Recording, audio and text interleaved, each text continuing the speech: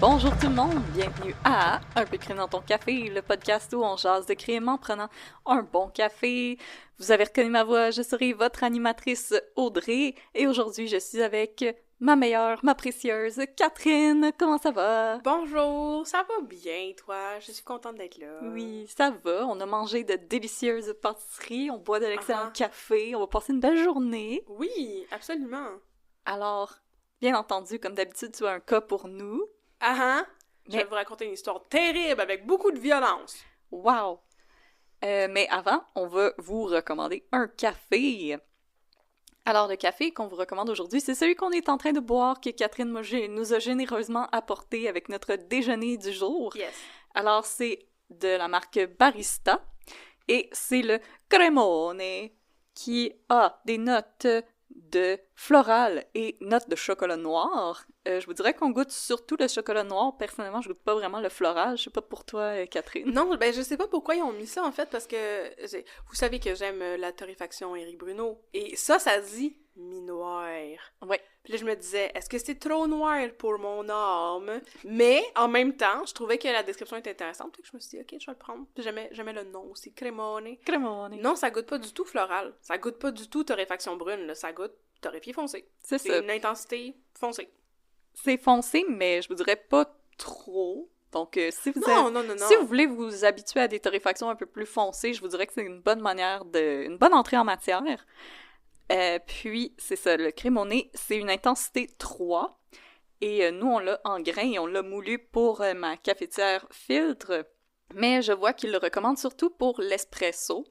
Et selon moi, c'est un excellent café pour le matin, parce que c'est pas un goût trop complexe qui va trop vous attaquer les papilles gustatives. Non, c'est ça. Alors moi, je vous le recommande, je le trouve très bon. Merci Catherine de nous avoir apporté ça. Ça fait plaisir. Et merci pour les pâtisseries. Ah, ben de rien. Mais là, nos auditeurs et nos auditrices ne peuvent pas goûter les pâtisseries avec nous. Mais vous pouvez prendre une pause, aller vous acheter des pâtisseries et revenir. Mais ouais, vous allez en avoir besoin pour mon cas d'aujourd'hui qui est pas mal épouvantable.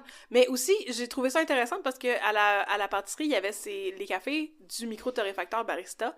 Et je sais qu'ils sont aussi disponibles dans plusieurs épiceries. Oui. Puis je trouve ça le fun parce que je trouve que c'est intéressant de recommander des cafés qui sont comme plus accessibles pour les gens. Absolument. Mettons. Pas des affaires de micro-torréfaction que ça va être vraiment, vraiment, vraiment difficile à obtenir. Puis, ben, Barista, c'est des bons cafés de micro qui sont plus accessibles que d'autres. Fait que, pour ça que je voulais acheter ça pour nous autres aujourd'hui. Oui, ben, tu sais, on garde en tête que nos auditeurs sont pas toutes à Montréal ou à Québec. Donc, on essaye de vous faire découvrir un peu le Québec au complet. Puis, oui. Honnêtement, il y a de délicieux cafés en épicerie. Il y a aussi le William, le Kicking Horse, Barista, puis ces 3 marques-là sont canadiennes aussi, donc vous avez pas... il n'y a pas d'hésitation ou de malaise là-dessus, donc elbows up tout le monde. Je le sais, j'ai justement un excellent William à vous recommander dans le prochain épisode que vous allez écouter dans 2 semaines, mais qu'on va enregistrer dans quelques heures. Mais là, oui. Je suis vraiment triste. Pourquoi? Parce que je voulais nous acheter des choses pour faire des mazagrandes, mais les citrons venaient tous de la Californie. Ouais. Fait que si quelqu'un pouvait comme me dire s'il y a un endroit qui vendrait des citrons qui viennent pas de la Californie. Je sais que ça peut venir de l'Argentine aussi. Ok, mais j'allais dire une affaire terrible qui était, t'as-tu checké le jus de citron concentré, mais ça j'ai acheté du jus de citron concentré parce que ça vient de l'Italie. Oui, mais est-ce que c'est bon dans un mazagrande? J'en doute, là. Ben, on va goûter. Ok, on va essayer ça, parfait. Je vais me sacrifier. Parfait. Mais sinon, il y a quelqu'un qui nous avait écrit que elle avait préparé son mazagrande avec la limonade pétillante San Pellegrino. Oh mon Dieu! Puis elle a dit c'était divin. Donc, mais ça doit être comme un café tonique en même temps qu'un mazagrande. Oh, wow! Ça doit être proche du café limo qu'on vous avait déjà recommandé par le passé. Ça, c'était bon, ça. Oui, c'était très bon. Bon. J'ai fini mon s'il vous plaît, aidez-moi à trouver des citrons. Non, je te laisse. The floor is yours. Le plancher est à toi. Je stall un peu pour le plancher. Je n'aime pas ce plancher. Ce plancher mon beau plancher! est un plancher qui... Non, le plancher dont je vais vous parler aujourd'hui est un plancher qui vire dans l'hyper-violence pour comme aucune raison logique. Là. C'est... C'est pas mal épouvantable. La raison étant, les hommes vont tout faire sauf aller en thérapie. Dans ce cas-ci, la raison étant, c'est ça qui fait le plus peur. Les garçons vont tout faire. Parce que comme il y avait du monde qui avait 18, 19, 21, 24 ans dans cette histoire... Ah, c'est jeune. C'est jeune. C'est jeune pour battre des gens à ce point-là. Donc aujourd'hui, je vais vous parler du massacre de Compton. Qui, moi, j'avais vu ça surnommé dans un cas à un moment donné. Les Pouliot contre les Scalabrini. Puis là, je me disais, c'est comme les Hatfield contre les McCoy. Mais non, c'est pas ça pantoute. Parce que ça joue pas à armes égales quand tu passes de voler une motocyclette à battre quelqu'un avec une boule de quilles dans un filet à pêche. Oh my god! Fait que, ouais, ça donne le ton, tu sais. C'est une histoire vraiment épouvantable de gens qui sont morts dans des circonstances vraiment terribles. Et c'est pas le genre de cas que je fais d'habitude. Pis là, je comprends pourquoi. Parce que c'est terrible. Ben donc, je vais vous parler du massacre de Compton. J'ai entendu parler de ce cas il y a plusieurs années parce que Crime de Bin, shout-out Crime de Bin, ont fait un épisode là-dessus. Par contre, c'est pas leur épisode que j'ai utilisé comme source, mais plutôt celui de Ars Moriendi. Shout-out à Simon Predge. Parce que, ben, Crime de Bin, c'était pas mal, basically, l'épisode de Ars Moriendi qu'ils ont raconté. Fait que je suis allée voir. Et après ça, j'ai creusé plus, parce que vous savez que j'aime ça, perdre des heures de ma vie à lire des articles sur la BANQ. Et j'ai procédé de la même façon que d'habitude. Fait que si ça vous tente, ça c'est pro tip, si ça vous tente de chercher des affaires dans le passé, ça fait peur, chercher des vieux événements comme ça. Une bonne façon de faire, c'est d'écrémer en lisant un seul journal. Fait que moi, j'ai juste lu des articles de la Tribune. Donc, plein d'articles de la Tribune, Ars Moriendi, ce sont mes sources pour vous parler aujourd'hui de la fois où est-ce que les frères Pouliot ont pété un asti de coche. On va chez frère Sylvain. Les frères Sylvain. Mais je tiens à dire que... Oui. Petite parenthèse avant qu'on rentre dans le terrible. Fucking terrible, ouais. Que je travaille avec des journalistes, puis je leur ai montré comment utiliser l'outil BANQ des archives. Ah oui. Comme, il y avait aucune idée que ça existait, pis c'était comme, oh, ouais, c'est donc bien merveilleux, on a accès à tout! J'étais genre, ouais. Mais vous êtes journaliste, pourquoi vous ne connaissez pas ça? Mais t'as même pas juste accès à des articles aussi. Ouais, t'as accès à des textes de loi, des... Ouais. Il y a des livres aussi. Moi, je sais que dans le temps que je faisais le FLQ, il y avait genre un livre que c'est juste des photos des gens du FLQ. Oui, il y a des photos d'archives aussi qui sont disponibles. Puis il y a même des mini-publications, comme des publications publiées par des... des ordres professionnels. Oui. Que vous pouvez trouver là-dessus. C'est vraiment incroyable là, si vous cherchez puis, y a des quelque chose à faire. Oui, c'est ça. Quelque chose à faire. C'est juste nous autres. C'est juste mon passe-temps. On est commandité par la BNQ. Nous étions le 26 juin 1984 à 13h30 dans la petite ville de Compton Station. Compton est une petite ville en Estrie, proche de Coaticook. Bon. Donc, le 26 juin... Tu vas chercher ta crème en glace. Oui, mais dans cette histoire-là, personne ne va chercher de la crème en glace. Tout le monde mange des volets. Donc, le 26 juin 1984 on mange pas des cornets, on mange des volets. C'est ça. Il y a 2 employés de ferme qui circulaient sur le chemin Vaillancourt sur un tracteur pour aller remiser de l'équipement. C'était Richard Morin et Michel Gagné qui avaient 26 et 23 ans et qui sont probablement restés bien traumatisés de ce qu'ils ont vu quand ils roulaient sur le chemin Vaillancourt. Donc, ils allaient remiser de la machinerie et tout à coup, ils ont remarqué une large tache de sang sur le parapet. Alors, ils ont décidé d'aller regarder qu'est-ce qui se passait de l'autre bord du parapet. Et il y avait un fossé et dans le fossé, il y avait 4 cadavres. Les corps gisaient empilés les uns par-dessus les autres sur le versant du ravin, avec des petites branches jetées sur eux autres pour bien les dissimuler. Bien les dissimuler? Il y avait 4 cadavres. Il y en avait 3 qui étaient des hommes, qui étaient nus. Il y avait une femme qui était habillée. Et tous ces gens-là qui avaient été tués étaient défigurés. Parce qu'ils avaient été tirés d'en face avec des carabines. Ouais. La police a été appelée. Les cadavres ont été identifiés, éventuellement, quand même assez rapidement, parce que le lendemain, tout ça était dans les journaux et on reconnaissait l'identité des gens qui étaient morts. Les corps quasiment décapités à coups de fusil étaient ceux de France Michaud, 21 ans, Gaston Scalabrini, 24 ans, Renaud Paquette, 27 ans, et Jean-Pierre Truchon, 23 ans. Je m'attendais pas à aussi jeune. Oui. Il y avait des traces de sang et de cervelle qui étaient visibles sur le garde-fou, sur le chemin de terre aussi, et des douilles qui ont été retrouvées sur place par la police, ce qui a signifié au caporal Roch Gaudreau du Bureau des enquêtes criminelles de la Sûreté du Québec que ces gens-là avaient été amenés au bord du chemin Vaillancourt et tués, là. Selon l'agent Gaudet, présent sur la scène du crime, c'était la première fois qu'un aussi grand nombre de cadavres étaient retrouvés à un même endroit en Estrie. Là, il spécifiait dans la tribune « dans les 25 dernières années ». J'étais comme « oh boy, j'ai pas le goût de savoir ce qui se passait 25 ans auparavant ». On en retrouvait, mais moins. Ouais. Aussitôt, la police a une hypothèse. Parce que Gaston Scalabrini et Renaud Paquette faisaient partie d'un gang de motards à Quaticook. Ils pensent que c'était peut-être une tuerie qui a découlé d'une affaire de drogue ayant mal viré, ou peut-être que c'était un règlement de compte concernant une histoire de motocyclette volée par les tristement célèbres dans le coin de Compton, frères Pouliot. Est-ce qu'ils ont considéré les extraterrestres? Non. OK. Les extraterrestres sont moins violents que ça, d'habitude. Ils font juste rentrer des choses dans le péteux. C'est correct. C'est connu. Puis là, tu découvres des nouveaux intérêts dans la vie. Voilà. Compton Station, à l'époque, était loin d'être une petite ville tranquille. Surtout à cause de la famille Pouliot. Les frères Pouliot, ils faisaient un véritable règne de terreur sur leurs voisins. La famille Pouliot comptait 12 enfants, dont 7 gars. Leur maison était située sur le chemin Jacques, à Compton Station, et les frères Pouliot étaient reconnus pour entrer par effraction chez des voisins pour voler des choses, mais aussi faire toutes sortes de grabuges, comme briser de la propriété, puis tabasser des gens. Là, je voudrais juste faire un petit addendum pour dire que c'est pas tout le monde dans la famille qui était terrible. Je vais vous parler principalement de 2 des frères, Mario et Ronald, qui avaient 19 et 23 ans respectivement en 1984. Mais là, je vais parler des frères Pouliot, c'est pas tous les 7 qui étaient dans ce panier-là. Les frères Pouliot étaient loin d'être des enfants de cœur. Plusieurs avaient des casiers judiciaires, vol par effraction, actes de violence quelconque et voies de fait. Ils aimaient se battre et faisaient respecter leur autorité par les poings.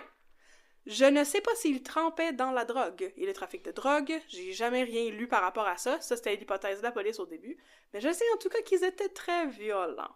Tous leurs voisins, sur le chemin Jacques, sentaient le besoin de dormir avec des armes à feu chargées près d'eux pour se protéger contre une éventuelle incursion nocturne de la part des frères Pouliot, qu'ils n'hésitaient pas à qualifier d'indésirables. Ben, avec raison, rentre pas chez nous. Oui. Par exemple, il y avait un des voisins des Pouliot qui s'appelait Pierre Dion. Pierre et sa femme Linda s'étaient plaints à la police plusieurs fois qu'ils avaient été victimes de voies de fait et de vols de la part de la famille Pouliot. Le couple Dion a raconté à la police que le prélat de leur maison avait été coupé par les Pouliot. Le prélat? Ouais, le prélat. Genre le plancher. Ouais, le plancher. Ils sont partis avec le plancher. Je sais pas. Okay. Je comprends pas. Moi, dans ma tête, c'était comme le Porsche, là. Genre, je sais pas, démonter les... Ben, je sais pas pourquoi tu partirais avec le Porsche de tes voisins. Parce que je sais pas vendre le bois? Mais peut-être. Ça a-tu une valeur de revente? Peut-être, je sais pas. Mais en tout cas, aussi, selon Linda Dion, les Pouliot avaient aussi un cheval, puis ils s'amusaient à, comme, courir vite avec le cheval, là, tu sais, de rider le cheval vite dans le chemin, là, puis frôler les gens qui se promenaient, comme par exemple Linda Pouliot, puis leur autre voisine qui se promenait avec leur bébé dans des carrosses. C'est original! Ouais, non, il était comme... Dans les années 80? Il était inquiétant. Ouais, dans les années 80. J'ai pas trop compris. Fait que là, c'est ça. Ça fait Frontier, mais comme... Non! Ouais. C'était pas si longtemps que ça! Mais genre, je sais pas, il était où leur cheval, je comprends pas. Parce qu'il y avait une maison, il y avait pas une ferme, là. J'ai pas trop catché. Bon, en tout cas, c'est pas grave. Tu sais, les détails qu'ils disent dans les journaux, des fois. Donc, le Pierre Dion et sa femme se sont plaints à la police. Et en rétribution, Pierre Dion a été fortement battu par les frères Pouliot. Oh.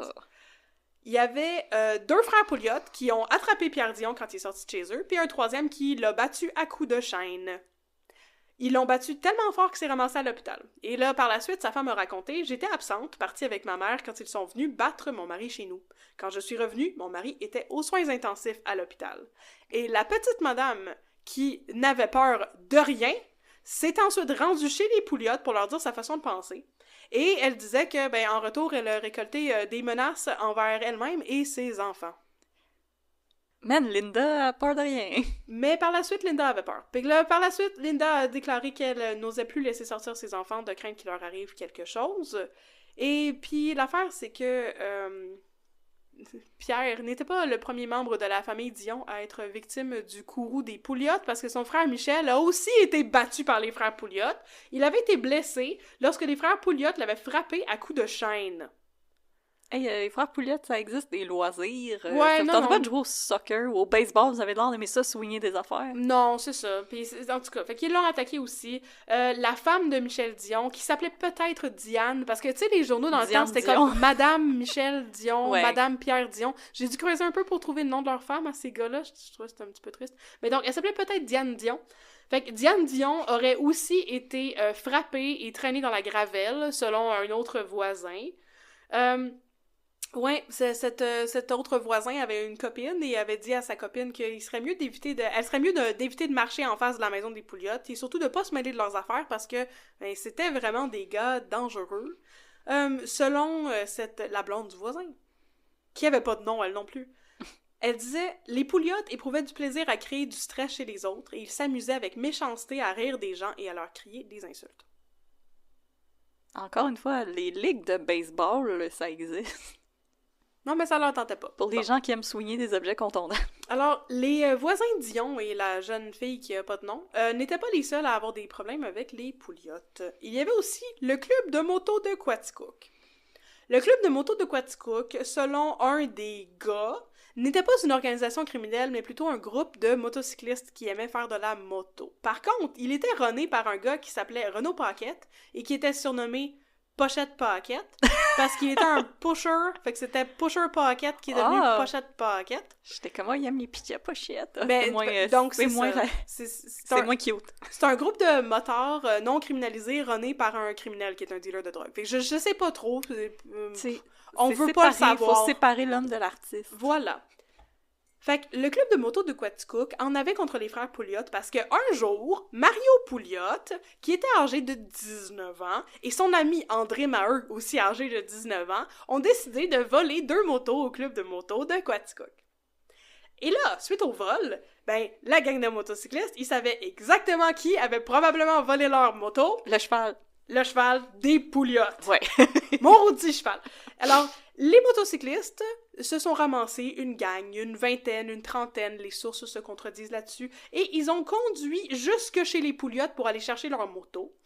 Ils étaient 2 camionnettes bondées de jeunes et une trentaine de motocyclistes qui les accompagnaient. Ils étaient armés de chaînes et de bâtons. Et là, quand ils sont arrivés là-bas, Mario et André Maheu, ils étaient pas là. Par contre, il y avait plusieurs membres de la famille Pouliot qui étaient dans la maison, comme la mère et plusieurs des sœurs Pouliot, qui ont décidé de se barricader là. Puis là, la mère était comme « S'il vous plaît, allez-vous-en, vous pouvez faire ce que vous voulez à ma maison, genre voler mon prélard, mais ne touchez pas à mes enfants! » Non, pour vrai! Oui. Puis là, les motards... Prenez vos motos! Non, mais là, les motards leur ont fait des menaces. Puis ils étaient comme, votre hostie de garçon, il a volé nos motos avec son ami. Puis, garde... Élève ton garçon! Mais c'est comme... T'as-tu vu la série Adolescence, madame? La madame, je trouve qu'elle fait pitié un peu. Puis on va revenir plus tard à ça. Mais, donc... Ils ont fait le tour de la maison. Et selon une source... selon les articles de la Tribune, ils auraient retrouvé leur moto volée, qui était cachée sous une toile, mais Ars Moriendi disait le contraire. Fait que je sais pas, il y a beaucoup de choses contradictoires dans cette histoire. Mais donc les motards auraient fini par retrouver leur moto et partir avec, et là, ils ont décidé de faire un plan pour se venger. Fait que le lendemain, ils sont allés péter la boîte postale des Pouliot, la boîte à lettres, et ensuite, ils sont allés saccager 3 chalets qui appartenaient au père Pouliot. Laissez-moi vous présenter le père Pouliot. Jean-Luc Pouliot, 50 ans, était un alcoolique qui était très peu fonctionnel et qui était beaucoup porté sur la violence et vraiment... exciter ces gars pour qu'ils fassent sur du monde. Ah, c'est le pire soap ever! Yay! Alors, les motocyclistes sont allés péter les 3 chalets appartenant à Jean-Luc Pouliot qui étaient situés à quelques kilomètres de leur maison. Et c'est la goutte qui a fait déborder le vase pour le clan Pouliot. OK. La mère Pouliot a dit plus tard que les Pouliot étaient victimes d'intimidation de la part des motocyclistes. Puis ça entre en ligne de compte dans ce que je vais vous raconter dans quelques minutes. Elle disait « Nous recevions continuellement, le jour, la nuit, des menaces de mort au téléphone. Une voix disait « Vous allez tous mourir, tous sauter, vous êtes tous des écœurants. Tous mes enfants avaient peur, et moi aussi. Nous ne vivions plus. La dernière semaine où c'est arrivé, je n'en dormais plus, j'avais appelé la police de Compton, mais elle ne s'en était pas occupée. » La mère a raconté ça. C'est-tu parce que la police était comme « Arrangez-vous avec vos troubles. » Je le sais pas. Je sais pas non plus si ça aurait fait une différence ou si ça aurait eu un impact quelconque sur ce qui s'est passé la nuit du 25 juin 1984. Je sais pas trop. Puis là, finalement, sur la mère, dans le podcast de Ars Moriendi, ils ont décidé de taire le nom de la mère parce qu'elle a beaucoup essayé par la suite de refaire sa vie puis de se détacher de la réputation très négative de ses enfants. Par contre, elle est décédée il y a quelques années. Est-ce que tu veux que je te dise son nom ou non? Parce que sinon, je vais continuer à l'appeler Mère Pouliot. Bon, je pense qu'on va lui laisser son anonymat. Parce que même si elle est décédée, je veux dire, on parle encore de cette affaire-là. Je pense qu'on va lui laisser. Oui. Puis c'est vraiment le père qui est terrible là-dedans. La mère, les sœurs et plusieurs des frères n'ont rien à voir avec ce qui s'est passé. Non, ben on va... Ceux qui ont pas fait de criminalité, je pense qu'on va leur laisser... vivre leur vie, puis aussi se reposer. Parfait. Dans la tombe. Oui. Bon, outre-tombe. Ben, je pense qu'elle a assez... Shout-out, Madame Pouliot. Je suis comme, t'as rien raconté encore, puis on dirait que je sens que ça va être absolument terrible, fait que je pense qu'elle a mérité son repos. Ok, c'est ça. Là, je vais embarquer dans la partie vraiment terrible. Je fais pas souvent tant des trigger warnings, parce que genre, vous le savez, qu'est-ce qui se passe dans mon podcast, puis... Tu sais, je le fais comme quand je parle de trucs comme d'agression sexuelle. Mais là, je vous ai averti 20 fois là, que ça allait être bien violent. Fait que là, ça va être bien violent maintenant. Skippez 10 minutes si vous voulez pas entendre les détails terribles de ce qui est arrivé. Donc, le 25 juin 1984, on est la journée après le saccage des chalets, ou 2 jours après le saccage des chalets de Jean-Luc Pouliot par les motocyclistes. C'est aussi le lendemain de la Saint-Jean. La Saint-Jean-Baptiste et la fête nationale du Québec. Et là, c'était le temps. C'était le temps pour les Pouliot de faire le party. Alors, Jean-Luc Pouliot, 50 ans, qui était d'ordinaire un gros buveur, avait passé une bonne partie de la journée chez des amis à s'enivrer. Il est ensuite rentré à la maison. Il était déjà bien saoul, et là, il a trouvé ses fils, Ronald et Mario, et leur ami André Maheu, qui étaient aussi bien saoul parce qu'ils avaient commencé le party de la Saint-Jean en buvant un 41 de gin. Vers 22h... Ils avaient commencé la Saint-Jean le 21 juin. Non. C'était toute cette journée-là qu'ils ont bu 40 onces de gin. Et vers 22h, ils n'avaient plus de gin. Alors, ils ont commandé 4 caisses de 12 de Laurentide à un magasin du coin. Donc, 4 caisses de 12 bières. Et si les Pouliot faisaient le party dans leur maison et commandaient de la bière au magasin du coin, c'est parce qu'ils n'osaient plus sortir de chez eux de peur de représailles du club de moto de Quaticook. Le père Pouliot, qui avait le vin méchant, a donc commencé à rager contre Mario et son ami André Maheu. Les blâmant pour le saccage des chalets et le fait que la famille, surtout la mère et les sœurs, recevaient des menaces du clan de Paquette et Scalabrini. Et là, c'est de votre faute si vos sœurs sont terrorisées. Qu'est-ce que vous allez faire à propos de ça? C'est toutes des mangeurs de marde, le club de moto de Quaticook, etc., etc., etc. Ils sont tous très saoul. Et là, ils jasent de ça pendant 2-3 heures et se pompent jusqu'à ce qu'ils aient une idée. C'était le temps d'aller... Des sucres. Faire peur à Renaud Paquette. Maudit pochette Paquette à la marde. L'alcool leur servait de courage liquide. Ils avaient désormais bu 70 bouteilles de bière. Yeah. 70 bouteilles de bière. Et avec 70 bouteilles de bière, là, ils étaient 4. On s'entend? Qui voulaient se battre. Là, les Pouliot ont décidé qu'ils allaient aller chercher Renaud Paquette. Ils savaient où se trouvait Renaud Paquette parce que Renaud Paquette, auparavant, habitait sur la même rue qu'eux. Il y avait drop a pin. En fait, le voisin que je vous ai pas nommé tantôt, c'est la personne qui a repris la maison de Renaud Paquette. Ça faisait juste une couple de mois qu'il était déménagé. Fait que là, les Pouliot se sont mis en chemin. C'était Marc, le cadet de la famille, qui me semble avait 18 ans, qui conduisait leur camion. Et dans le camion, il y avait aussi Ronald, Serge, Mario et bien sûr l'ami de Mario, André Maheu. Les 5 hommes étaient armés d'objets contondants divers, comme par exemple une pelle, des bâtons, des chaînes Et André Maheu avait un instrument constitué d'une boule de quilles attachée à une chaîne. Arrivé chez Paquette, qui habitait dans un bloc appartement, je pense, Maheu a utilisé son arme pour défoncer la porte. Ils ont saccagé l'appartement, les frères Pouliot et leur ami André Maheu. Et quand ils sont rentrés là, ils ont vite compris que Pochette Paquette était pas tout seul. Parce que, il s'est levé, il a été réveillé, bien sûr, par le bruit des gens qui rentraient chez eux, tu sais, là, on était tard dans la nuit, là, mais il y a aussi d'autres personnes qui se sont levées. Et Gaston Scalabrini, et Jean-Pierre Truchon, et aussi France Michaud, la blonde de Gaston Scalabrini. Là, les Pouliot leur ont dit que c'était le temps d'aller faire un petit tour de char, pas le temps de s'habiller, sauf France Michaud, et lui ont permis de mettre son linge, parce qu'il était tout en train de dormir. Fait que Gaston Scalabrini, il était tout nu, Paquette, il était en bobette, puis Truchon, lui, il a mis une paire de jeans. Oh, ça rime pas. Paquette est en bobette, Truchon a mis un baluchon. Scalabrini était ni, Paquette était en bobette, et Truchon ne portait qu'un jeanon. Donc, menacé avec une carabine... J'aime laisser France se rhabiller, question mark.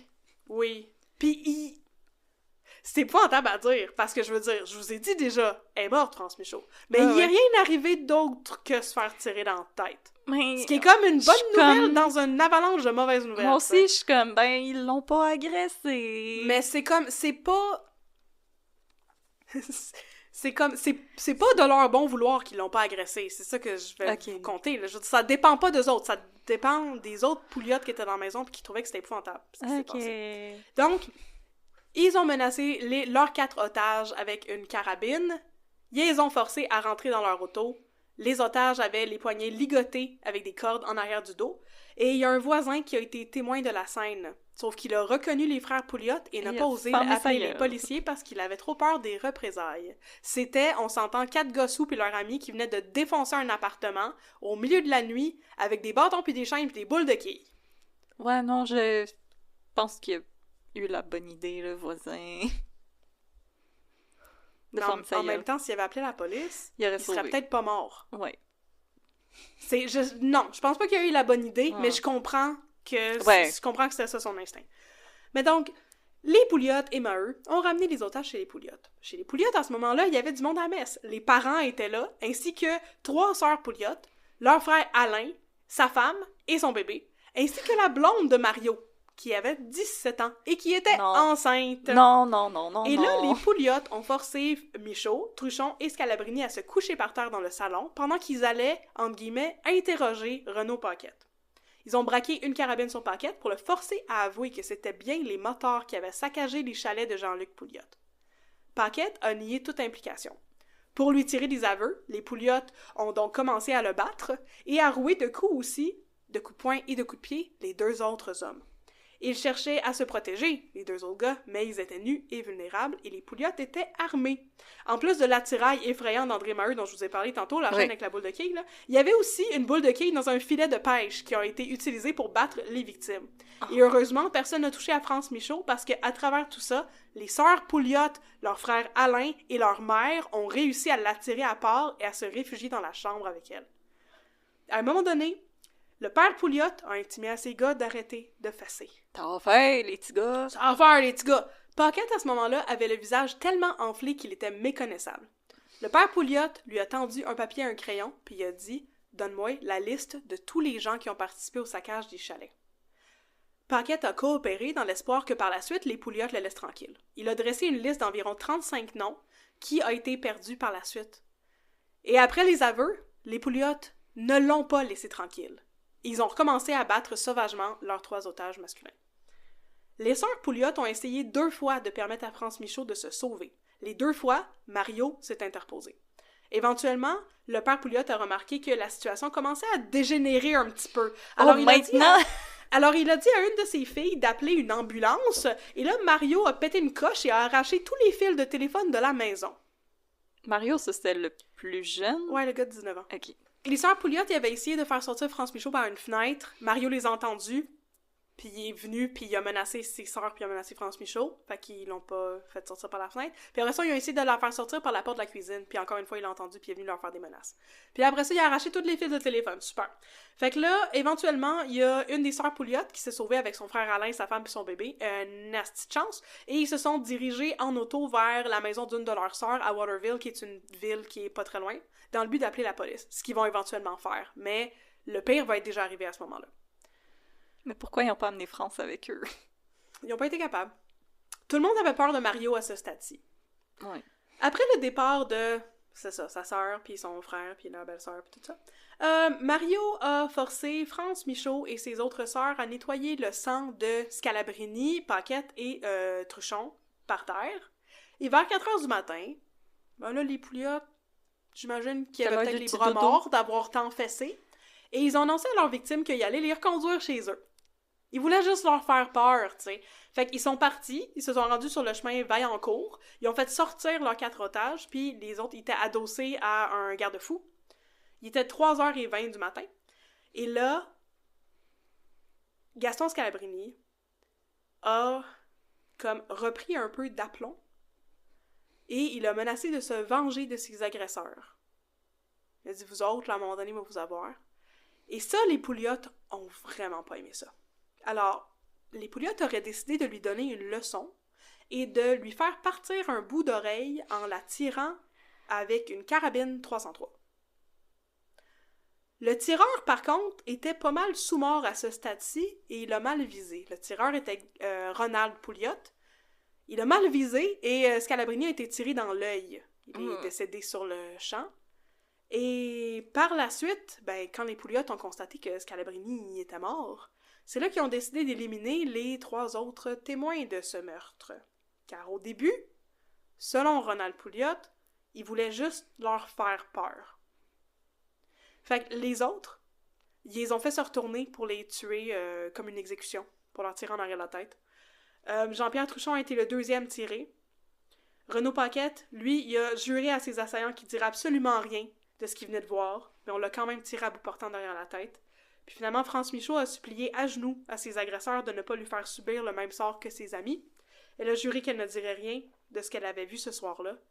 Mais finalement, comprenant qu'il n'y avait plus rien à faire, elle se serait mis les mains sur les oreilles quelques secondes avant de recevoir un projectile en arrière de la tête. Une fois les 4 morts, les Pouliot les ont roulés dans le fossé, ils ont mis des branches sur eux autres puis sont retournés chez eux. Ah, j'ai des frissons. C'est fucking épouvantable. C'est épouvantable. Ils ont dû avoir tellement peur. France Michaud a dû avoir tellement peur, ça faisait des heures qu'elle entendait son chum puis 2 de ses amis se faire battre, là. Puis les corps, ils étaient...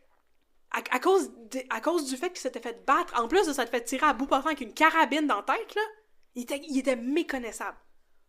C'était épouvantable, là. Puis il y avait beaucoup de détails.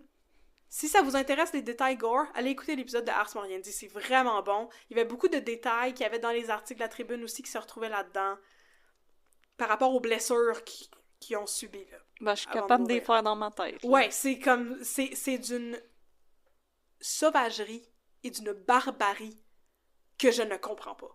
Mais moi, je comprends pas comment tu fais une chaîne avec une boule de quilles au bout, mais ça, c'est comme un détail par rapport, là. Je sais pas. Mais... Sérieux, c'est que c'est pas des membres... Parce que moi, en plus, tu sais, moi, je recherche jamais rien avant que tu me racontes des choses, parce que j'aime ça vraiment comme l'apprendre au feu en même temps que le public, tu sais, mais je pensais que c'était des membres du crime organisé. Comme, je pensais que c'était vraiment comme un règlement de compte un vol de drogue ou quelque chose, comme quelqu'un qui aurait essayé de prendre de la drogue puis de pas payer sa cote ou quelque chose de même, mais là, que c'est comme, non, c'est juste comme du monde qui s'emmerdait pis qui était sous, je suis comme... C'est un niveau que j'arrive pas à comprendre, genre. Tu sais, je m'excuse, là. Tout ça, c'est la faute des Pouliot. C'est les Pouliot qui ont volé des motos. Mais c'est ça, pis comme, hey, comment ça, à cause de toi, je peux plus aller au magasin, C'est les conséquences de tes actions, mon grand. Tu voles pas des motos à un club de motos, voyons donc! Puis l'affaire, là, c'est que j'ai aucune idée, là, si Gaston Scalabrini, Renaud Paquette, puis Jean-Luc Truchon, là... pardon, Jean-Pierre Truchon? Non, Jean-Luc. Non, Jean-Pierre. Jean-Luc, c'est le père. Jean-Luc, c'est le père, excusez. Donc, Truchon. Je sais pas s'il était là, quand que les gars de Quaticook sont venus récupérer leur moto. Il était peut-être même pas là. Excuse-moi, là, mais c'est les Pouliottes qui ont volé les motos. C'est eux qui ont parti cette affaire-là. Les autres sont venus les reprendre. Mais c'est ça, c'est à eux. C'est comme dans le Far West aussi. Si tu volais le cheval à quelqu'un, t'étais dans le marde, là. Ben, c'est ça. Tu fais pas ça. Fait que c'est comme dans le Far West, les Hatfield et McCoy... Non, mais ils ont volé... C'est comme s'ils avaient volé le cheval à quelqu'un, puis le gars était venu reprendre son cheval, puis ils l'ont tué. Ben, après l'avoir battu pendant plusieurs heures. Ouais, puis genre, on peut plus aller au magasin puisque les motards sont fâchés après nous. On se demande pourquoi ils sont fâchés après vous. Mais... Personnellement, moi, les motards sont pas fâchés après moi. Mais sérieux, moi, je pense que tout le monde avait bien peur de Mario Pouliot dans la famille, là. En tout cas, fait que, éventuellement, les frères Pouliot puis Maheu sont retournés chez eux. Et là, ils ont annoncé à leur père que, Paquette puis Scalabrini puis les autres sont morts dans le fossé sur le chemin Vaillancourt. On sait pas comment c'est arrivé. Et là, Jean-Luc Pouliot, il a commencé à s'inquiéter parce que la carabine, elle ne lui appartenait pas. Elle était à un ami. Alors, il s'est dit qu'il faudrait qu'il la lui rende avant que des liens se fassent. Fait que, petit détail contradictoire, la carabine, elle appartenait à un ami de Jean-Luc Pouliot qui s'appelait Guy Hudon. Et selon Hudon, Jean-Luc Pouliot lui avait demandé de lui prêter sa carabine avec des cartouches dedans la journée avant le meurtre. Ronald Pouliot est allé dire dans son procès plus tard que non, il voulait juste leur faire peur, puis c'est un accident, tu sais, il voulait tirer Scalabrini, mais il voulait tirer son oreille, pis tout. Guillaume Tell, but make it monde sous en estrie. Je sais pas trop, ça, je trouve ça contradictoire. Donc, en tout cas, à peu près 2 heures après le meurtre des 4 personnes, Pouliot a appelé son ami, Jean-Luc Pouliot a appelé son ami, puis il lui a dit « Ah, tu peux-tu venir chercher ta carabine? » Il est à peu près 5h30 du matin. Son ami est arrivé, il a découvert le père Pouliot complètement ivre. Il trouvait que la situation était weird, mais il a pas posé de questions, et de retour chez lui, il a constaté l'absence de 4 cartouches dans la carabine. Il a aussi constaté que son arme portait des traces de suie, qu'il nettoierait par la suite, parce qu'il était pas au courant de ce qui venait de se passer. Fait que pour les empreintes et la forensique et tout ça, on peut oublier ça, parce que ce monsieur-là ne savait pas ce qui s'était passé. Il a nettoyé sa carabine qui lui appartenait. Ah oui, je veux dire. Bon. Il était intrigué par le fait qu'il manquait des cartouches, puis qu'il y avait de la suie dessus, puis tout ça, là. Puis là, il a appelé Jean-Luc Pouliot, puis il a dit « Qu'est-ce qui est arrivé avec la carabine? » Et l'autre lui a répondu « Nous avons chassé des siffleurs. » Voilà. Alors, nous sommes maintenant de retour à la scène de crime. Les cadavres ont été découverts. Des siffleux, c'est des marmottes pour notre public français. Excuse-moi. C'est ça. C'est comme tantôt quand je lisais mon affaire, puis c'était comme 4 caisses de 12 de Laurentides. C'est 4 caisses de 12 bouteilles de bière, parce que dans ce temps-là, c'était moins les canettes, c'était plus les bouteilles. C'est ça. Je voulais juste spécifier, c'est pas... Mais là, je suis juste comme marmotte, ça existe-tu en France? Je pense pas. Un chien de prairie! Ouais, c'est pas tout à fait la même chose. En tout cas, c'est un petit animal poilu qui creuse des trous dans la terre. C'est un rongeur. Ouais, c'est un rongeur. Mm-hmm. Donc, de retour à la scène de crime, les cadavres ont été découverts, on s'en rappelle, par les 2 pauvres gars qui allaient remiser les tracteurs. Tabarnouche! On voulait juste faire notre job! L'autopsie a permis de confirmer que les 4 victimes avaient été abattues à bout portant. Les 4 douilles avaient été trouvées sur place, comme j'ai déjà dit, ce qui a permis à la police de comprendre que les victimes avaient été tuées là. Et le reste de l'histoire, ils vont réussir à le piece together assez facilement. La police se doutait de ce qui s'était passé, même avant qu'on vienne leur raconter les détails de la nuit, parce qu'ils connaissaient la rivalité entre les motards de Quaticook et les Pouliot. Alors, ils se sont rendus chez les Pouliot. Par contre, les Pouliot n'étaient plus chez eux. À 5h du matin, le jour du meurtre et de la découverte des cadavres, la SQ avait reçu un appel d'une femme, sans doute une des filles Pouliot, chez qui les autres étaient allés se réfugier, et leur avait dit qu'il y avait eu de la bataille dans la maison des Pouliot et qu'ils devraient aller check it out. Fait que la police était allée à 5h le matin, et à ce moment-là, selon les articles de journaux, la maison était vide et ils n'avaient trouvé aucun indice de bagarre. Selon Ars Moriendi, Jean-Luc Pouliot leur aurait ouvert la porte et puis claqué la porte au nez en disant « Non, il y a personne qui se bat ici ». Je sais pas trop. Mais quand la police y retourne après la découverte des cadavres, en tout cas, il n'y a plus personne là-bas. Mais où étaient partis les Pouliot? C'est le début d'une chasse à l'homme qui va durer une journée. Parce qu'il y a un des hommes qui va chier dans la pelle. Parce que les Pouliot n'étaient pas partis très loin. Ils étaient cachés. Chez leur sœur, dans un motel, chez leur oncle. En fait, chez leur fille. C'est Jean-Luc Pouliot qui était allé chez une de ses filles. Et le 28 juin... la Sûreté du Québec a procédé à l'arrestation de Mario Pouliot, son frère Ronald, son frère Serge, qui avait 21 ans, et son ami André Maheu, 19 ans. Ils se cachaient dans un motel à Lennoxville. Et, en fait, il y avait quelqu'un qui les avait appelés pour leur dire qu'ils se cachaient là. Et cette personne, c'était André Maheu. Ah! Ouais. Fait qu'immédiatement, André Maheu... Il voulait plus être avec eux, ou... Ouais, immédiatement, André Maheu, il a fait la bonne chose. Et il a appelé la police pour virer de bord. Il y avait aussi une 5e personne qui se cachait dans le motel avec eux, qui était la copine de 17 ans de Mario Pouliot. Dans les journaux, ça disait que c'était la blonde de Serge Pouliot, mais Mario avait une blonde de 17 ans qui était enceinte, puis qui était présente quand tout ça est arrivé. Je pense que c'était plus elle. Je pense que les journaux se sont trompés. La même journée, Marc et Ronald, pardon, juste Marc, parce que Ronald, il était arrêté au motel, mais c'était écrit dans les journaux qu'il avait été arrêté à 2 places différentes. Who knows? Mais en tout cas, Marc, le plus jeune, a été trouvé chez son oncle à Sherbrooke, et Jean-Luc Pouliot a été appréhendé par la police. Il se cachait chez une de ses filles, pas très loin de Compton. Mais pourquoi il arrête les autres frères? C'est Mario et Ronald qui ont... Ouais, mais Marc conduisait la voiture quand ils sont allés les kidnapper, et Serge était présent pendant tout ça. Ok. Ouais. Fait qu'il était 4 frères Pouliot et André Maheu qui les ont aussi, c'est ça. Je comprends. Enlèvement, séquestration. Ouais. Voie de fait. Non-aide à une personne en danger. Il y a complicité après le fait. Ouais. Il s'agissait de la plus grave tuerie survenue dans les cantons de l'Est depuis plus d'un quart de siècle. Comme je vous avais dit, mais j'ai pas checké c'est quoi qui s'était passé un quart de siècle auparavant. Il y a 128 chefs d'accusation qui sont portés contre les frères Pouliot, Ronald, Serge, Mario, Marc, et leur père, et aussi leur ami André Maheu. Parmi celles-ci, il y avait 20 chefs d'accusation d'enlèvement, de séquestration et de tentative de meurtre, ainsi que d'utilisation d'une arme à feu et de complicité après le fait. André Maheu, Mario et Ronald étaient en plus accusés de meurtre au... This summer, Instacart is bringing back your favorites from 1999 with prices from 1999. That means 90s prices on juice pouches that ought to be respected, 90s prices on box mac and cheese, and 90s prices on ham, cheese, and cracker lunches. Enjoy all those throwbacks and more at throwback prices, only through Instacart. $4.72 maximum discount per $10 of eligible items. Limit 1 offer per order. Expires September 5th while supplies last. Discount based on CPI comparison. Premier degré. Détail inhabituel. Les prévenus devaient comparaître à 14 heures à la cour, mais il a fallu 2 heures au personnel clérical du greffier pour rédiger toutes les plaintes. Fait qu'il y a eu des délais parce qu'il avait fait tellement d'affaires que ça a été long pour qu'ils puissent les admettre en cour. Habituellement, il y a une enquête préliminaire dans le cas d'une mort suspecte, blablabla. Pourtant, dans ce cas-ci, le ministère public a décidé de porter des plaintes sans attendre l'enquête du coroner et l'enquête préliminaire parce que le but de ces enquêtes-là, c'est de connaître les circonstances du décès.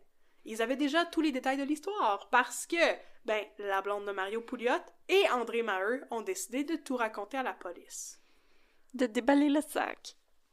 En fait, comme je vous l'ai déjà dit, c'est Maheu qui avait appelé la police pour leur dire où ils pouvaient les trouver, lui, Mario, puis Serge. Pour se crédibiliser, André Maheu a aussi livré à la police un détail qui n'était pas dans les journaux. Pour prouver qu'il était bien présent, là. Il dit qu'après la tuerie, Ronald aurait trouvé dans la maison le dentier de Gaston Scalabrini. Il y avait un dentier? Il y avait un dentier. À son âge? À 24 ans, ouais. C'était comme avant que le monde aille chez le dentiste, là. Ouais, c'est ça. Fait qu'il avait trouvé son dentier qui avait été cassé à cause de tous les coups qu'il avait reçus, et il l'aurait enterré dans la cour des Pouliot comme un trophée à conserver. Il l'a mis dans un sac en plastique, puis il l'a enterré en dessous d'une motte de tourbe. Fait que la police est allée dans la cour des Pouliot, puis ils ont checké à 10 pas de telle place, 12 pas de telle place, et là, effectivement, comme André Maheu leur avait dit, il y avait le dentier de Gaston Scalabrini. Oh my God! Fait que ça y a permis de confirmer que, OK, effectivement, c'est ça qui s'est passé, c'est les Pouliot, André Maheu, il était là pour vrai, on a besoin de savoir ce qu'il veut nous raconter. Les Pouliot sont donc comparus en cour. Ils ont comparé en cour pour être formellement accusés. Leur réaction était très différente quand on a lu leur chef d'accusation. Et dans les journaux, ils résumaient aussi qu'est-ce qu'ils portaient. Fait que je vais tout vous lire ça. Serge Pouliot, le premier du groupe à être inculpé, était vêtu d'une chemise à carreaux. Il écoutait attentivement le greffier et ne regardait pas dans la salle. Marc portait aussi une chemise à carreaux et clignait des yeux. Oh, il communiquait en code morse. Peut-être qu'il communiquait en code morse, mais je sais pas trop. Ronald, lui, portait un chandail du groupe de rock AC/DC. Oh là là! Il ne pouvait cacher une respiration rapide et fixait le greffier. Mario, il avait un collier au cou et des tatouages sur les bras et regardait... Un collier de coquillage. Oh, puka shell. Puka shell. Et aussi des bracelets de beurre noisetier. Non, mais il regardait c'était le hippie de la gang. André Maheu, lui, il avait un chandail sale et il avait le regard fixé sur la table des avocats, cause he's a snitch who be snitching. Who gonna get the stitches? Dans l'assistance, quand André Maheu a été inculpé, il y avait une jeune femme enceinte qui ne pouvait s'empêcher de pleurer. C'était sa femme. Oups. Et enfin, Jean-Luc Pouliot a souri légèrement en arrivant dans la cage des accusés. C'est méga! Méga! Il a ensuite serré les lèvres et... Le fruit de mes entrailles! Il n'a pu contenir sa surprise en apprenant qu'il était inculpé d'enlèvement. Moi? Bonhomme, qu'est-ce que tu penses que c'est? T'as dit à tes gars d'aller chercher Renaud Paquette. Je voulais juste y montrer mon nouveau prélard. Excusez. Man, come on, que j'écris dans mon script. OK, fun fact, pas le fun. T'es prête? C'est le fun jusqu'à date, hein? Hey! J'ai jamais eu de fun de même de ma vie. Renaud Paquette, une des victimes du massacre, il devait connaître sa sentence la veille de la comparution des Pouliot parce qu'il avait été trouvé coupable de trafic de drogue. Ah. Et il était accusé de possession dans le but de trafic de 43 comprimés de PCP, 103 grammes de PCP et 22 grammes de hashish. Ah, et ça disait dans les journaux, ça prenait la peine de spécifier que le juge Laurent Dubé a annulé la cause hier, la victime étant morte. Ah. Nous prenez-vous pour des caves, nous, les lecteurs de la tribune? Of course, on va pas le condamner à rien, il est mort! Écoute. Il est mort en bobette sur le bord d'un garde-fou, là! Rip! Sacrement. Donc, les Pouliot et Maheu sont tous détenus en attendant leur procès. Ils essayent d'être le plus en plus... Ben, la police a essayé de les séparer le plus possible pour pas qu'ils se parlent, mais surtout pour protéger Maheu.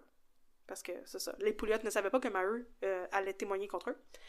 Pendant les funérailles, il y a des rumeurs de représailles qui circulent dans l'air. Pour cette raison, la maison des Pouliot, sur le chemin Jacques, est mise sous surveillance policière. Le frère de Gaston Scalabrini, qui s'appelait aussi Mario, comme Mario Pouliot, mais lui c'est Mario Scalabrini, il a déclaré en entrevue à la tribune qu'il n'était pas question de se venger et que de toute façon, son groupe de motocyclistes était juste un groupe de aficionados de la moto et non pas une organisation criminelle. Ah oui, il y a une différence entre les deux. Il y a une grosse différence entre les deux, effectivement. Mais c'était ça, en gros. Il disait que ça servirait à rien des représailles parce qu'il était déjà arrivé la pire affaire qui pouvait possiblement arriver. Mais, spoiler alert, malgré ces beaux témoignages à la tribune et une surveillance policière constante, la maison des Pouliot a été incendiée 48 heures après la fin de la surveillance policière. Yeah. OK. Bon, je vais revenir à ça plus tard. Mais pendant ce temps-là, à la vieille prison commune, les Pouliot étaient surnommés les Dalton. Les frères Mario, Ronald et Serge étaient détenus dans des quartiers séparés de la prison. Pas leur donner un surnom cute. C'est pas cute. Sacrament. Tandis que Marc partageait le même quartier que son père, Jean-Luc, et ça, bien sûr, c'était dans le but de les empêcher de communiquer entre eux. Et comme je l'ai déjà dit, ben, Maheu, lui, était comme dans une autre prison complètement, parce que ça avait pour but d'assurer sa protection. Après quelques semaines de prison, les trois frères Pouliot devaient comparaître en cours pour je sais pas quoi, mais je voulais vraiment vous raconter ça parce que, tabarnak, pendant cette nouvelle comparution, Ronald, Serge et Mario Pouliot ont éclaté de rire à plusieurs reprises dans la boîte des accusés. Après de courts chuchotements, il paraît que le motif de leur amusement était le fait qu'ils portaient des menottes et qu'ils avaient ils appelaient ça des abos à leurs pieds. Ah, comme des menottes de pied? Ouais. OK. Ah, c'est drôle! Kinky! Sacrament! Gay! Sacrament! J'étais comme, je veux même pas savoir pourquoi il était en cours à ce moment-là, genre, je comprends pas que tu ris, là. Ouais, je comprends pas que tu ris. Comprends-tu, là? OK, il y en a 3 là-dedans, là. Ils sont accusés de meurtre. Oui. Homicide au 1er degré. with intent to kill. C'est la prison à vie, là. Y a rien de drôle, ris pas. Lol. Sacrement. Donc, il faut penser à dans... Ça va être une référence vraiment tirée par les cheveux aussi. Dans Bob l'éponge, quand Bob l'éponge puis Patrick l'étoile, ils peuvent pas arrêter de rire parce qu'il y en a un qui dit 3. Puis l'autre, il est comme, qu'est-ce qui est plus drôle que 3? 4! Les deux sont plus capables. Ouais. Déjà ça, je trouve ça plus drôle. Ah non, 100%! C'est vraiment, vraiment plus drôle. Donc, comme je vous ai déjà dit, la maison Pouliot est incendiée le 5 juillet 1984, pendant que les Pouliot sont en prison, et que, bien sûr, le reste de la famille Pouliot n'est pas dedans. La mère, les filles, les autres fils sont partis. Ceux qui méritent pas ça. Ah oui.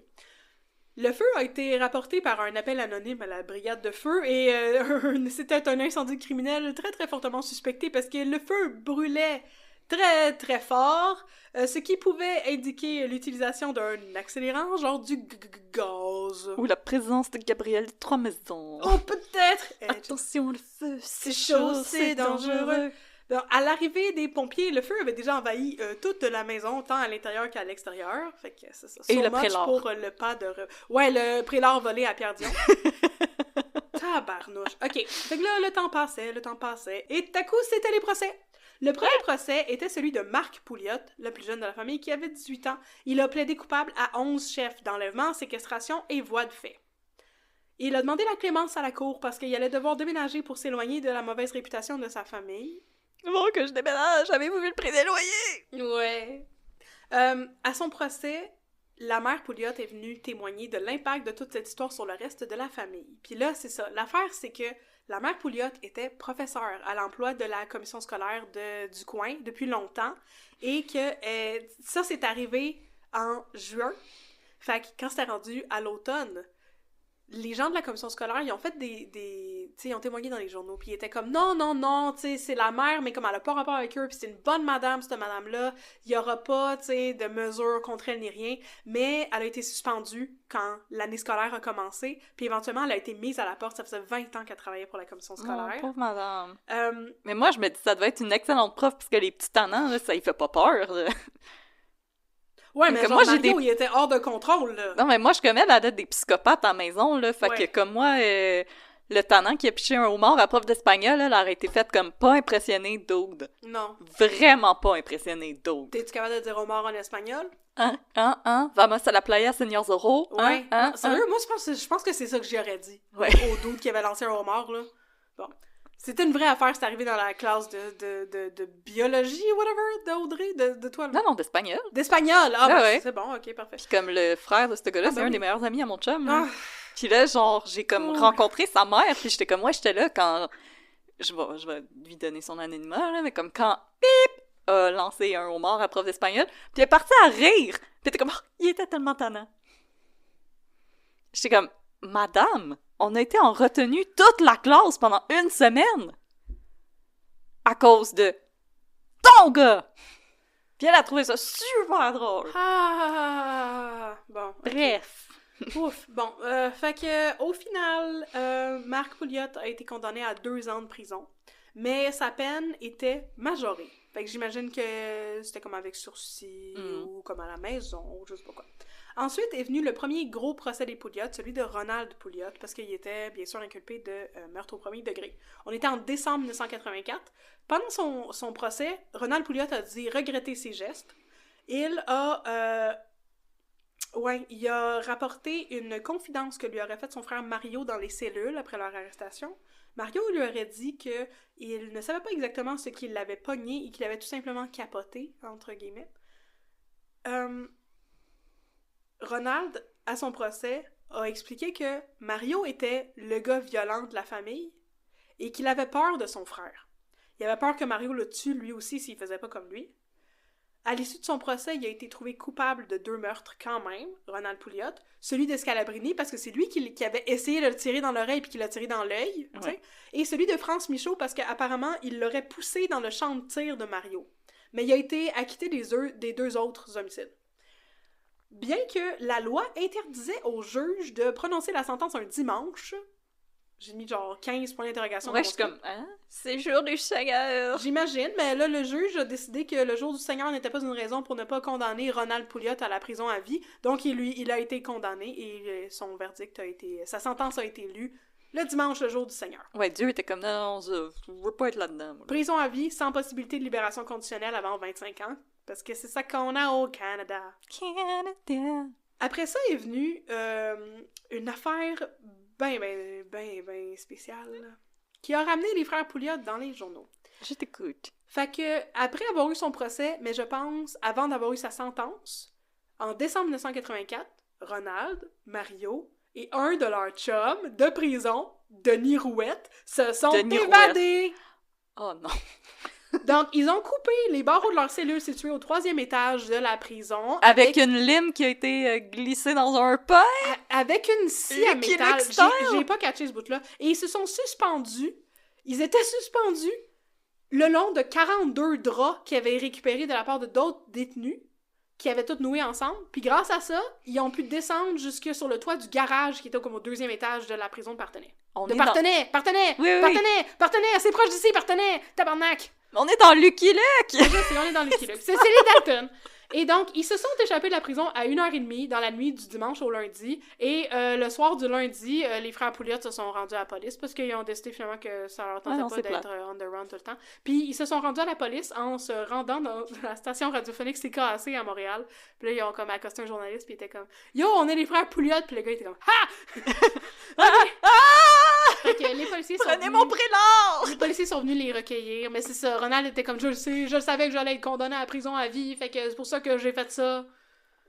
Ouais, mais là, finalement, la vie de fugitif n'était pas pour eux, puis au bout de 18 heures, ils se sont rendus à la police. Fait que, on va retourner en dedans, la bouffe est gratuite. Par la suite, au début 1985, il y a eu le procès d'André Maheu, qui était un peu controversé parce que snitches get stitches and wind up in ditches, comme Scalabrini, qui était pas un snitch! Comme dit le proverbe. André Maheu, il a raconté tout ce qu'il savait. Il a plaidé coupable à 2 chefs. 3, pardon. J'ai écrit 2 chefs, puis il y en a 3 que j'ai écrit en parenthèse. Je sais pas compter. Voie de fait, enlèvement, complicité.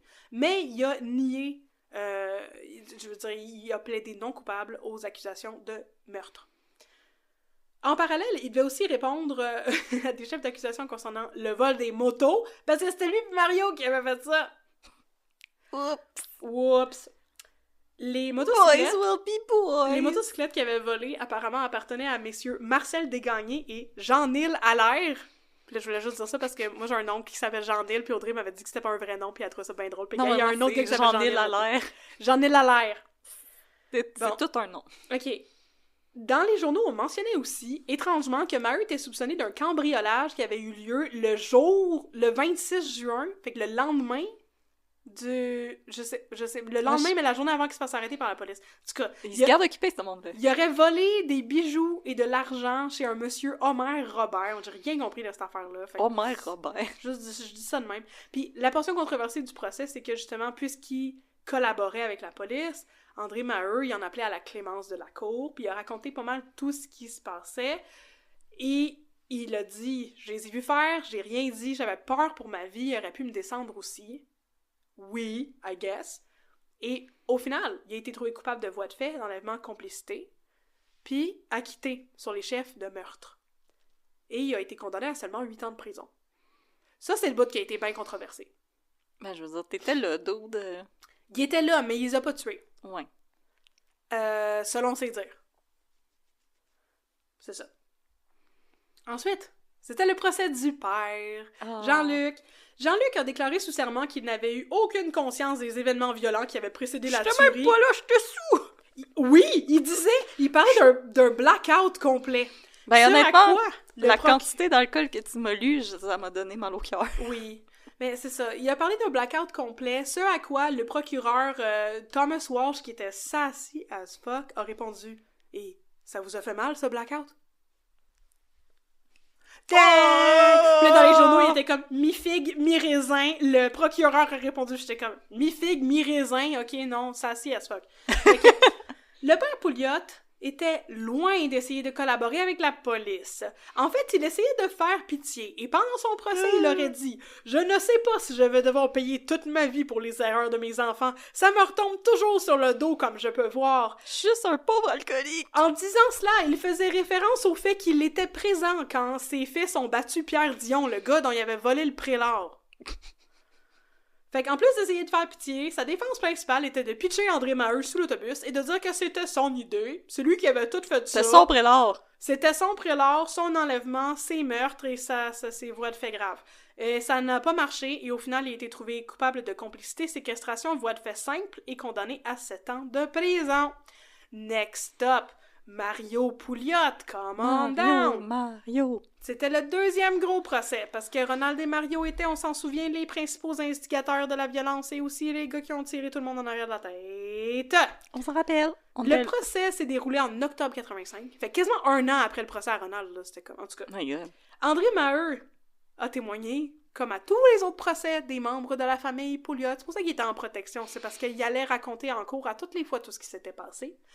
Et il a raconté que c'est Mario qui avait tiré sur Truchon, Paquette et France Michaud, et Ronald, lui, avait tué Scalabrini par accident en tirant en face. Mais, étrangement, il a été trouvé coupable du meurtre de France Michaud quand même, parce qu'il l'aurait poussé dans le champ de tir de Mario, mais c'est Mario qui l'a tué. Ouais, je comprends pas, c'est comme... Non, moi non plus, je comprends pas. J'ai pas compris ce bout-là. Mais... I don't know. Ah, d'accord. Ah, d'accord.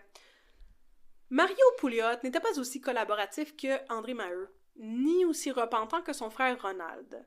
Et pendant la tenue de son procès, il aurait menacé un témoin en lui téléphonant de la prison où il était détenu. Il aurait dit à cette madame-là, le témoin s'appelait Thérèse Girard, qu'elle devait tout mettre sur le dos du jeune Maheu, et que sinon il allait y arriver une petite bad luck. Alors, la témoin a été contactée par le juge, a été appelée à témoigner, devant le juge, et elle lui a dit que c'est ça, et il lui avait dit, Mario Pouliot, au téléphone, que s'il oubliait de donner la version au jury, comme quoi c'était André Maheu qui avait fait tout ça, Mario Pouliot, il avait des amis à Aquatica qui allaient s'occuper d'elle.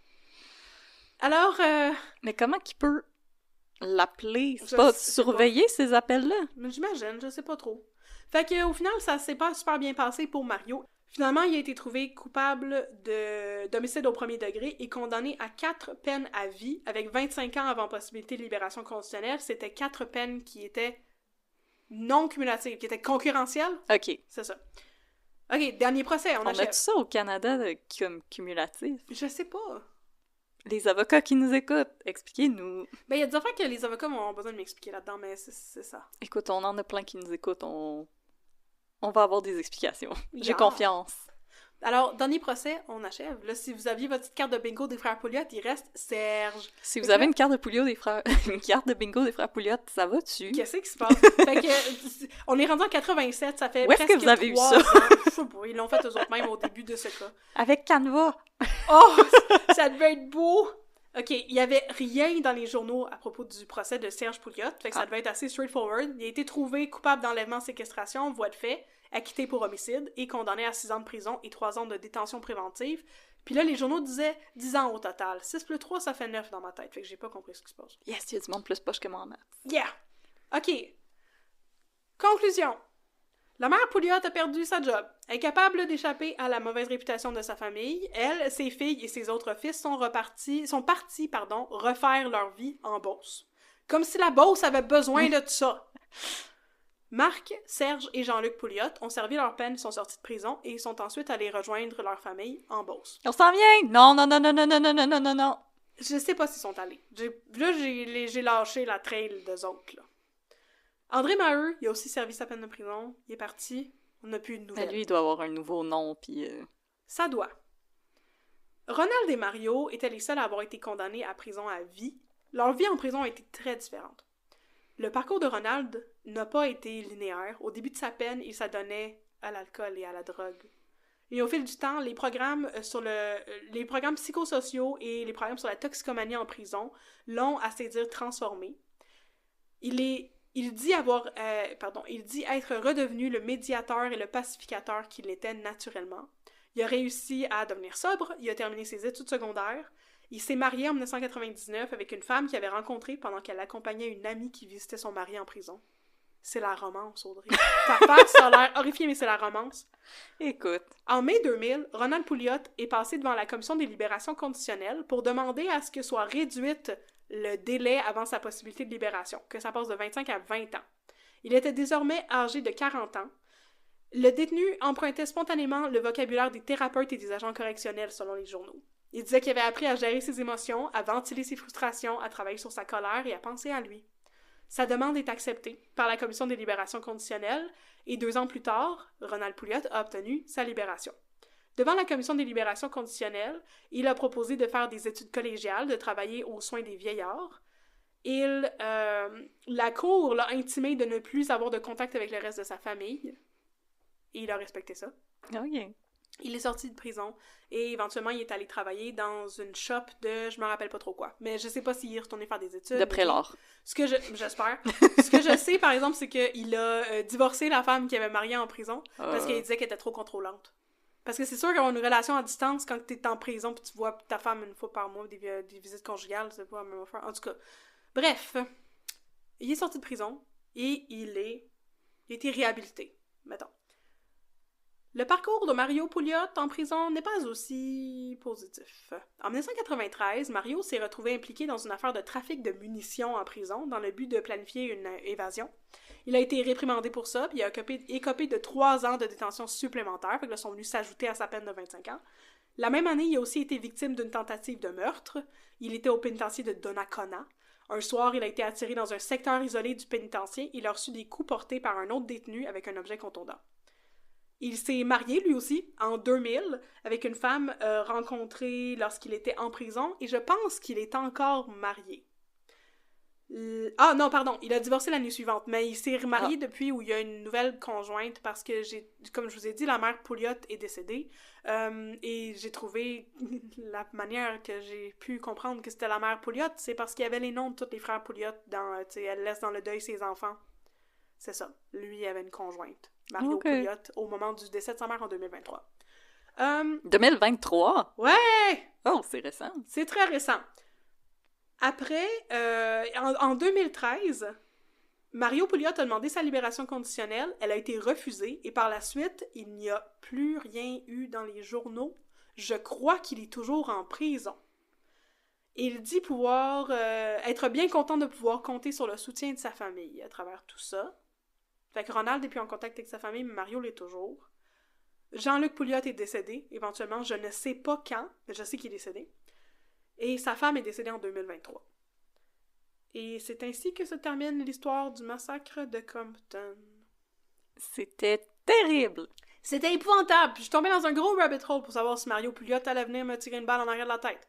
Puis je sais pas s'il est encore en prison ou non! Ben, je veux dire, il y a aussi Simon et les filles de Crème de Bine, fait que... Ok, eux autres sont encore vivants, fait qu'on devrait être correct. Tout est chill. C'est ça, à la fin, j'étais partie dans un rabbit hole qui avait plus de bon sens, où est-ce que j'essayais de trouver la trace de tout le monde dans la famille Pouliot. Je passais à travers comme Facebook, LinkedIn, je sais jamais qu'est-ce que tu peux trouver. La BANQ, les chroniques nécrologiques, j'ai appris plein d'affaires. Il y a une des sœurs Pouliot qui est décédée... je pense en 2024, peut-être un petit peu plus tôt que ça. Je pense que, en tout cas, il y a une des filles qui est décédée, puis c'est ça. Mais elle était pas impliquée là-dedans du tout, fait que... Voilà. Puis à travers toutes ces belles recherches, j'ai pas réussi à déterminer où est-ce qu'il était Mario aujourd'hui, fait que... On le salue! Mais où se cache Mario Pouliot? Non! Non, dites-nous le pas, c'est correct. Voilà, fait que c'est ça, c'était... Mon Dieu que je pensais que ça allait être comme les Hatfields and McCoys, puis que finalement c'était comme vraiment bad shit insane. Pourquoi que ça a viré violent de même? Qu'est-ce qui se passait? Puis André Maheu, comme j'espère, j'y souhaite beaucoup de s'être fait des meilleurs amis quand il est sorti de prison, qui a eu une meilleure influence sur lui, puis d'avoir eu une meilleure vie. Résiste au peer pressure, André. Ben comme oui. Résiste. C'était épouvantable. Fait que voilà, je trouve ça plate un peu de faire des histoires comme ça parce qu'il y a comme pas de morale pis c'est épouvantable. Ouais, c'est pas mal juste comme de l'ultra-violence. Oui! Comme l'album de Lana Del Rey. Oui! Lana Del Rey a fait un album qui s'appelle Ultra Violence. Oui! Moi, je pensais à la chanson de New Order. Ah, peut-être. Mais, à moins qu'elle ait pas fait ça pantoute, Lana Del Rey. Ah ouais, elle a un album qui s'appelle Ultra Violence. C'est son premier, je pense. Hey, Non, le premier, c'est Born to Die. C'est vrai. Excusez. Bon, écoute, on s'excuse aux fans de Lana Del Rey. Fait que voilà, maintenant, j'ai un poids de moins sur les épaules, qui est le poids des 7 frères Pouliot. C'est quand même... Vous êtes une belle pyramide humaine. Hey, non, mais pauvre madame! Oui. Pauvre elle a madame! Rien demandé. Elle a rien demandé. Elle avait rien demandé, ben elle a perdu sa job à cause de ça, puis elle avait rien fait. Elle a perdu sa job parce que ses fils ont fait quelque chose d'épouvantable. Je trouve ça tellement triste! Voilà. Mais là, on trouve plus ça... Ben, je voudrais décéder, fait qu'elle trouve plus ça triste, là. Elle s'en rend plus compte. Non. Mais... Non, moi, c'est vraiment que, comme j'ai dit pendant l'épisode, je pensais que c'était une affaire de crime organisé, puis de voir comme... Non, c'est juste comme du monde sous qui sont fâchés après d'autres mondes. Ça a dérapé de même. Je sais pas, puis dans ma tête, c'était pas dans les années 80 non plus. Ouais. C'était comme dans les années 60, qui était comme le golden age du crime organisé. Moi aussi, Je sais pas, on dirait que tout est comme ébranlé dans ma tête, puis je suis comme, man, il y avait des t-shirts de Metallica en faisant ça, eux autres, là. Ouais. Je suis étonnée qu'il n'y ait pas eu une série ou un film là-dessus. Il me semble qu'au Québec, on aime ça, nos histoires de criminels. Oui. Je sais pas. Peut-être que la famille Pouliot s'y est opposée. Ou peut-être. Je sais pas trop. En tout cas, c'était juste décourageant comme histoire. Puis comme, je voulais vraiment beaucoup qu'André Maheu soit mon boy, mais finalement, comme, c'est pas tant mon boy. Genre, il a fait la bonne chose après coup, mais comme... Je pense que c'est plus pour se sauver de la prison que d'autres choses. Ouais, mais tu sais, c'est parce qu'à un moment donné, là, je dis ça de même, là, je veux pas shame personne d'être témoin d'une tuerie pis de rien faire, mais comme, tu sais, t'as un bâton avec une chaîne pis une boule de quilles au bout, là, ça te tente pas de la swinguer dans la direction de ton bon chum Mario parce que t'es en train de voir qu'il est en train de capoter pis d'arracher les fils de téléphone d'un mur pis il y aurait encore la possibilité de sauver les gars qui ont battu presque à mort. Ouais. Tu sais, je voulais pas te couper tantôt, mais tout le long que ça arrivait, pis que les autres étaient comme, on avait vraiment peur de Mario, j'étais comme, il a pas écrit ça un coup de poing en arrière de la tête, genre. Sérieux, Puis justement, comme, là, tu pognes les autres gars, pis t'es comme, ok, décalissé pendant qu'il est blackout, là. Comme, ça allait pas bien finir, cette histoire-là, là, comme, oh, on va aller vous reporter chez vous. Je pense que même si Gaston, il avait pas dit comme, oh, on va vous retrouver, il allait les tuer, là. Il allait pas les laisser de même, franchement, là. Comme, il aurait 100% dû, comme, maîtriser Mario puis les laisser partir. Ouais. Parce que, honnêtement, je pense pas que les autres y auraient été parlés, parce que, comme, après ce qu'ils ont vécu, je pense que t'es comme... Tu vas pas voir la police. Non, parce que tu regardes les petites annonces classées pour savoir où est-ce que tu pourrais déménager. Ouais, pour que tu te retrouves jamais. Tu déménages au Mexique, puis tu te pars une petite épicerie. Ouais. En tout cas. Fait que pour, sur une autre note plus joyeuse...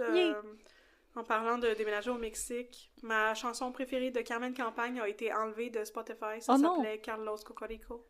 Et c'était l'histoire d'un coq du Mexique. Et j'ai vu hier que la tune n'était plus disponible sur Spotify. Et j'étais vraiment triste. Mais t'as dit nouvelle joyeuse. Oui, ben je sais pas, c'est parler de Carmen Campagne, là. Je pensais que c'était comme... C'est ça. C'est plus léger. Je chante beaucoup Carlos Cocorico à mon gars, mais là, je connaissais pas toutes les paroles. Puis là, je pourrais jamais y connaître parce que la tune n'est plus sur Spotify. Oh, ben elle doit être disponible ailleurs. Peut-être. On te souhaite. Bref, c'était épouvantable. Alors, merci tout le monde d'avoir été des nôtres pour cet autre cas de Un peu de crime dans ton café, un relativement old-timey encore mené de main de maître par Catherine. Alors, si vous aimez ce que l'on fait et que vous aimeriez en avoir un peu plus, vous pouvez nous suivre sur les réseaux sociaux. Nous sommes sur Facebook, @unpeudecrime, nous sommes sur Instagram, @unpeudecrime dans ton café. Si vous aimeriez nous soutenir monétairement, vous pouvez le faire sur Etsy. Nous avons une shop Etsy où vous pouvez vous gâter avec de la belle marchandise. L'été s'en vient, achetez-vous des beaux t-shirts avec des beaux coloris et d'encore plus beaux designs. Et si vous aimeriez nous soutenir aussi, vous pouvez le faire via Patreon, donc sur le site patreon.com/un peu de crime dans ton café. Vous avez plusieurs options de patronage qui vous donnent droit à différents avantages, dont des shout-outs en ondes. Alors, nous allons remercier René Québec 1994. What? On n'a pas son nom au complet? René Québec 1994. Ah, d'accord, parfait. Et merci, Mad Max Tremblay. Yeah! Mais je me demande si c'est... Il y avait pas un dude dans Ramdam qui s'appelait Maxime Tremblay? C'est pas comme quelqu'un, ça? Ben, ça peut être le nom de quelqu'un. C'est-tu toi? Ça peut tout simplement être le nom de quelqu'un. Mad Max Tremblay, t'étais-tu dans Ramdam? T'étais-tu dans Mad Max? T'es-tu le gars dans Ramdam qui maintenant est un musicien, me semble? En tout cas, je le suis sur Instagram. Bon, bravo, c'est fini. Alors, j'ai plus de cerveau, là. Si vous en avez assez, on vous souhaite une bonne journée. Si vous avez envie d'entendre parler d'un très mauvais film, restez des nôtres!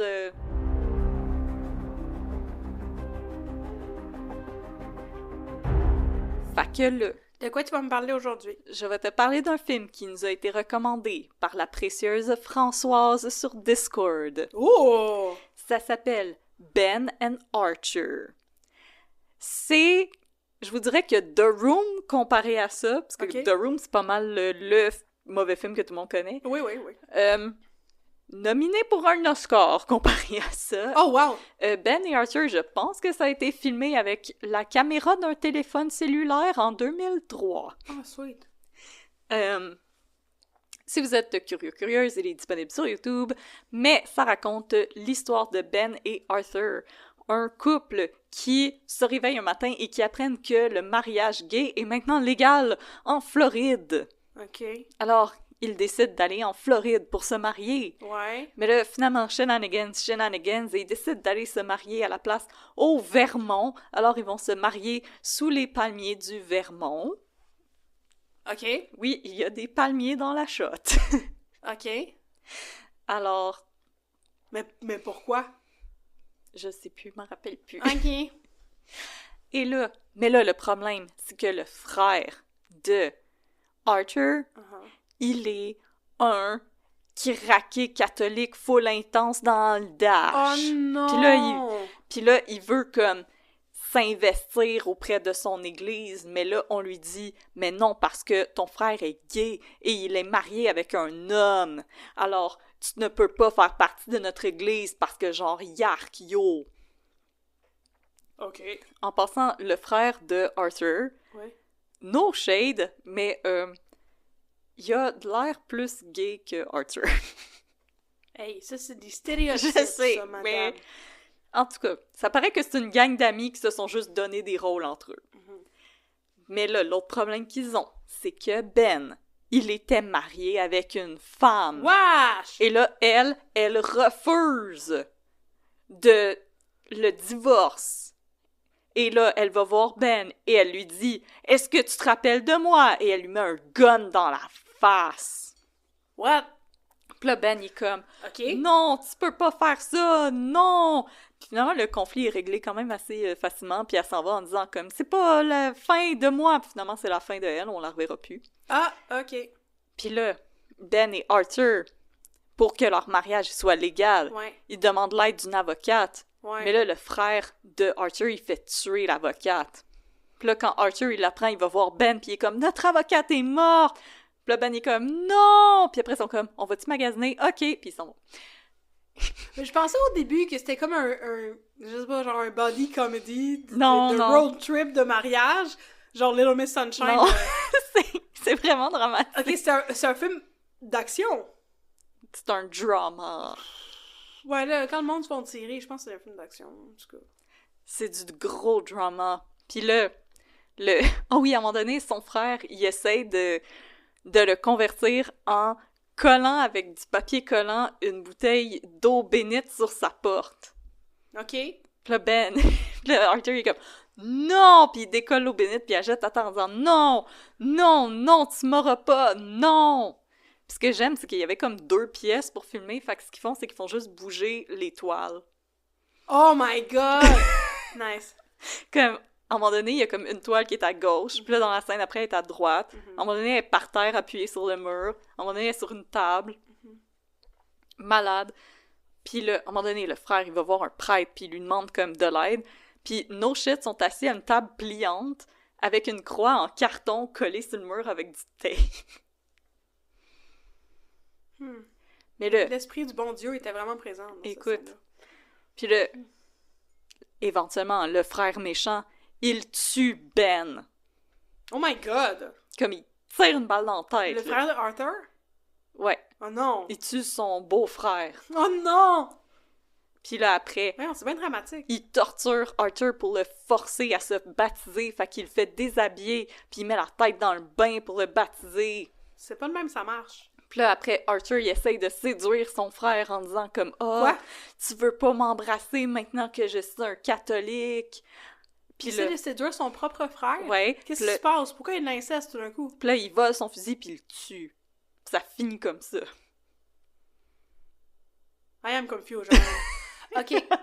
OK, c'est le fun. C'est disponible sur YouTube, ça dure 1 heure. Ça sonne comme un projet d'art et com secondaire 5. En fait, celui qui a fait le film raconte que c'est quand il a vu les lois sur le mariage gay que ça l'a vraiment touché, puis il voulait faire un film là-dessus. Puis mais pourquoi c'est ce film-là que tu fais? Puis il a écrit le scénario en comme 2 jours. Ah ouais, ça j'ai pas le misère à croire ça. Puis le film, ils l'ont filmé en comme 1 semaine. Oui, ça j'ai pas le misère à croire ça non plus. Probablement avec un cameraphone de 2003. Mais tu sais, Mariah Carey, elle a écrit All I Want for Christmas is You en 15 minutes sur le coin d'une napkin.